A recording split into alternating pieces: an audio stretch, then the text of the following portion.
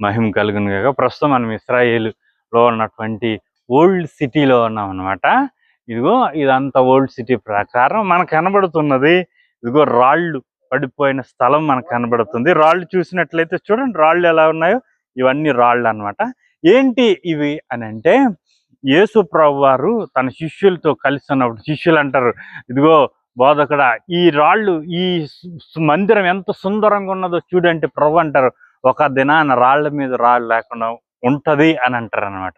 అప్పటి AD 70లో Titus ద్వారా ఇనప నాగళ్లతో లాగి వేసినటువంటి ఆ ఆనవాళ్ళు నేటికి AD 70 నుండి ఇలాగ యేసు మాట నెరవేర్పు కనబడతా ఉన్నాయి.